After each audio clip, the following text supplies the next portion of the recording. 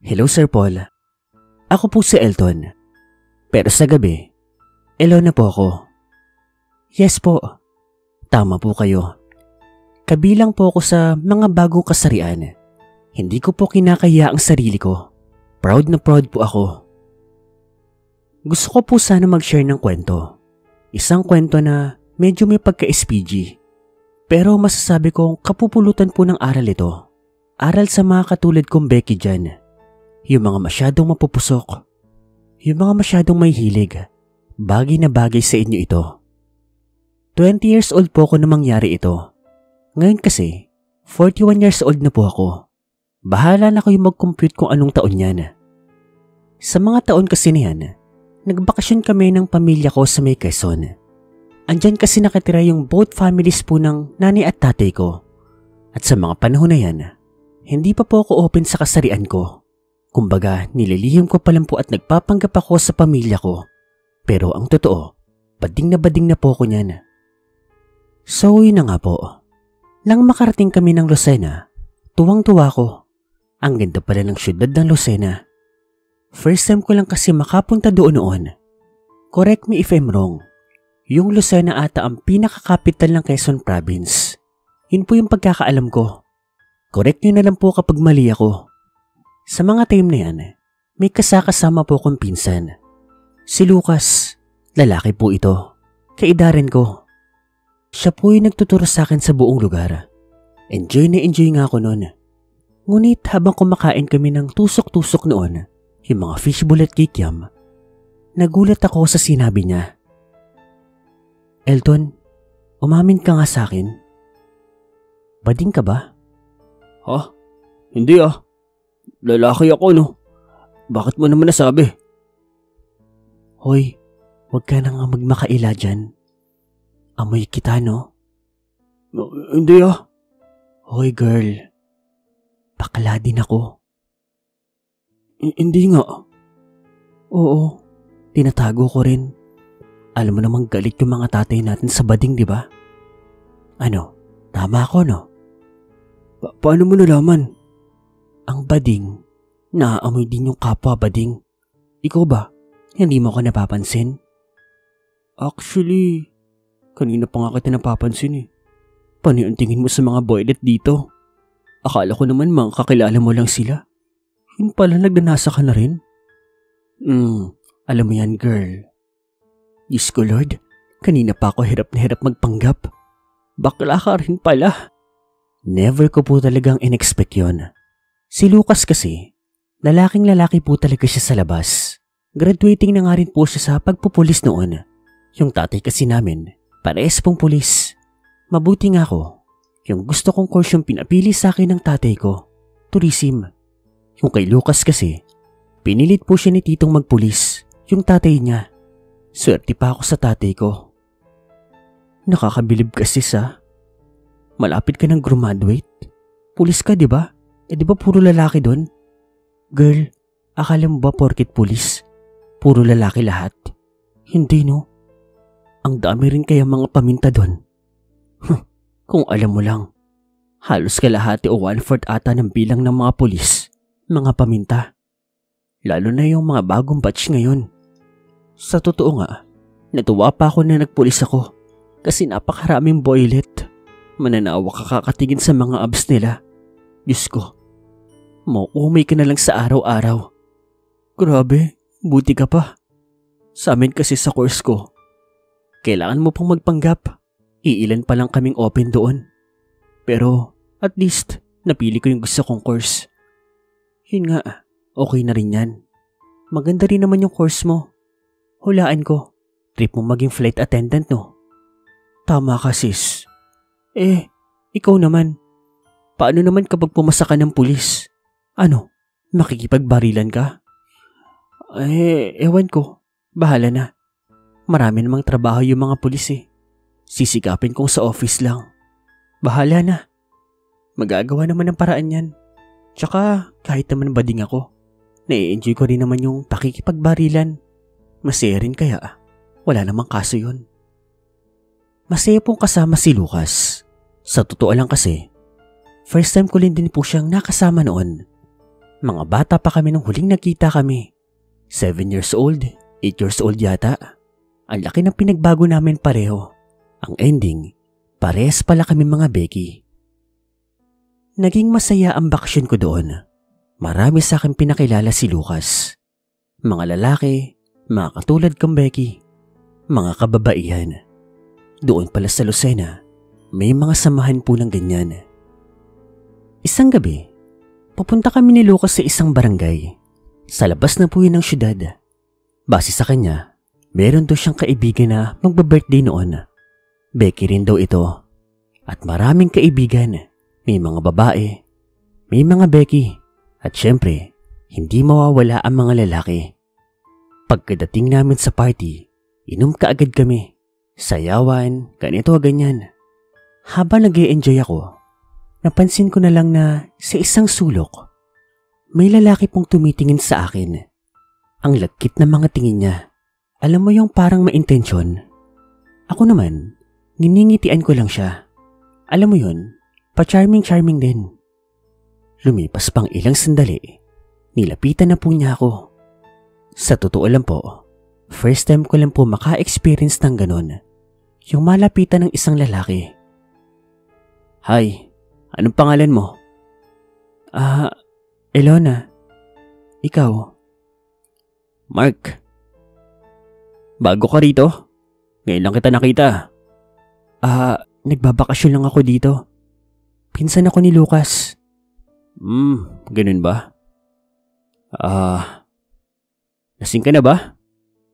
Hindi pa naman. Bakit? Gusto mo sa mas tahimik na lugar? Doon sa labas. Sa mapuno. Mas mahangin doon. Isa dito maingay. Sige, ikaw bahala. Hinila niya ako papalabas. Tuwang-tuwa naman ako nun. Kinikilig ako. Ang pogi kasi ni Mark. Nang nasa labas na kami, dumiretso kami sa mga kapunuan. At walang ano-ano, hinalikan niya po ako sa labi. First kiss ko rin po siya. Nagulat ako sa mga sumunod niyang ginawa. Kung ano-ano mga pinakapa niya sa akin. Ganon din siya sa akin. Kung ano-ano yung mga kinapa niya. Nang maya-maya, naramdaman ko na lang po na yung mga kuko niya para pong bumabaon sa akin. Lalo na po sa likod ko. Ang higpit niya po akong akapin. Sa mga sandaling yon, napaatras ako. Tinignan ko siya. Nagulat ako nang nag-iba na po yung mukha niya. Nagkaroon po ng kulubot. Pumangit siya. Nagkaroon din ng pangil. Tapos yung mata niya, ibang-iba na rin. Sa gulat at takot ko, napatili talaga ako. Si Mark naman, nagulat din po sa ginawa ko. Mabilis pong nagbago yung mukha niya. Bumalik po sa normal. Tapos iniwan ako mag-isa doon. Mabilis naman po akong pinuntahan ni Lucas pati ng mga kasama niya. Tinanong niya kung ano nangyari sa akin. Pero hindi ako makapagsalita. Biglang-bigla pa rin kasi ako noon. Inuwi na po ako ni Lucas noon. At habang papauwi kami, sinabi ko sa kanya ang mga nangyari. Nako, pinsan. Malas mo naman. First time mo na sana makakatikim ng nota. Nadali ka pa ng aswang. Hay, marami talaga dito niyan sa amin. Aswang? Totoo ba yun? Nakita mo na nga, di ba? Ikaw na nagsabi, hindi naman ako. Nagbago ka aming itsura niya. Aswang yun, girl. Bala ka sanang tikman. Well, hindi yung tikim na inaasahan mo. Tikim na kakainin ka talaga. Natakot talaga ako nun. Hindi ko inaasahan na totoo pala ang mga aswang. Akala ko, sa mga movies lang o sa mga palabas ko makikita yung mga yon. Pero, harap-harapan pa talaga. Tapos, nakatsok-tsakan ko pa. Mula nun, nagkaroon na talaga ako ng trust issues sa mga lalaking nakikilala ko. Lesson learned na talaga sa akin. Na huwag ka agad magpapaariba sa mga taong kakikilala mo pa lang. Nakakatrauma kasi talaga. Anyways, sa ngayon po ay may partner na po ako. Becky din pong katulad ko. Kasal kami sa ibang bansa. May anak din kami sa pamamagitan po ng surrogate. Habang si Mark naman po, ayun, may sarili ng pamilya. Pero yung sa kanya, babae po yung napangasawa niya. Bading siya. Pero sabi niya, yung last daw na hinahanap niya is sa babae. Sadyang malandi lang daw talaga siya. Anyways, masaya naman po ako para sa kanya. Dito na lang po, Sir Paul. Sana po, may natutunan kayo. Lalo na, yung mga batang Becky dyan.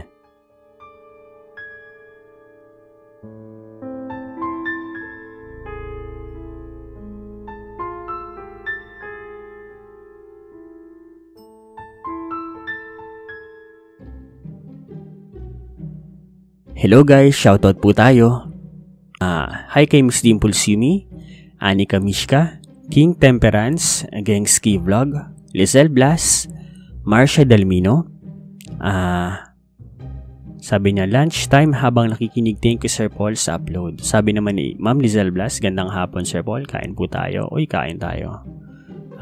Nida Kiambao, Dear Sir Paul, good eve po. Kakatawa lagi kayo may upload. Makikinig pa lang, Sir. Sige po. From here in Vancouver, Canada ba to? VCCA, I don't know. Arlene Aspan, Rosemary Hernandez from KSA, OG Parayaw, ang sarap laging makinig. Ang galing mo talaga Sir Paul magboses matandang lalaki, matandang babae na parang may plema na iniipon ng isang linggo. Grabe siya. Imelda Reyes, good eve po Sir Paul at sa lahat ng nakikinig dito at sa isa pang channel mo Sir Paul. Rowena Valledo, hello Sir Paul, good PM sa mga listeners at pa-shoutout po, thanks. Jajakel Go to Hell, Ritz Bermales, Di Santiago, Rin Ash Phoenix, ayun nakahabol, maraming thank you Sir Paul. Donna Liza, wow narinig ko name ko, kaso Sir Paul, mali ata type ko. Shoutout ulit, Donna Liza from Muntinlupa, salamat ng marami. Shoutout po. Dinslav, hindi po ako nagko-comment ng ilang araw sa mga upload nyo Boss Paul. Oy, salamat. Ganun po ba? Edi, shoutout na lang din po sa inyo. Carmelita Mabanag, pasensya guys, medyo mahina ang boses kasi medyo bugbog ang lalamunan natin ngayon. Sheila May Vista, Gwen Kulita Harano, simula nung nakinig na ako ng channel na to, naging aware na ako sa lahat ng kinakainan namin ng asawa ko. Tinitignan ko kung may kalamansi ba sila, meaning medyo safe tayo doon. Haha, sarap makinig araw-araw eh.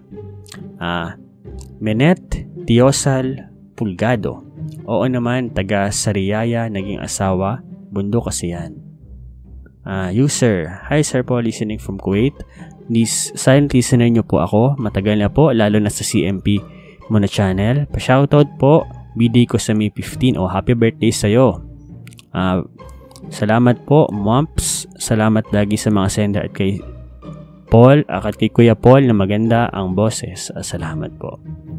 Happy birthday sa'yo. Sayang hindi mo yata nilagay yung pangalan mo. Kung sino ka man, shoutout sa'yo at happy birthday sa'yo. Papansit ka naman dyan. Mary Asilar, hello Sir Paul, I'm present and listening dito sa London. Thank you so much po, nice story. God bless po. Have a lovely day. Rica Peralta, Amer Lance for Dragwin. Hi Sir Paul, andito na naman ako. Pearl Portugal, hi Sir Paul, good morning. Shivana Muya, Pasigaw Boss, Mary Ann Calma, and last po siya shoutout natin for today is si Miss Luto na Red Rosal. Buti na lang at nakinig ang bida natin, muntik na silang mabiktima. Guys, yun lang muna ang kwento at shoutout natin. Maraming salamat sa walang sawang pakikinig sa ating mga channel, ang Creepy Macpanset at ang Dear Sir Paul. Ako po si Paul, hanggang sa susunod na lang po. Ang sakit na ng lalamunan ko ngayong araw. Maraming salamat po.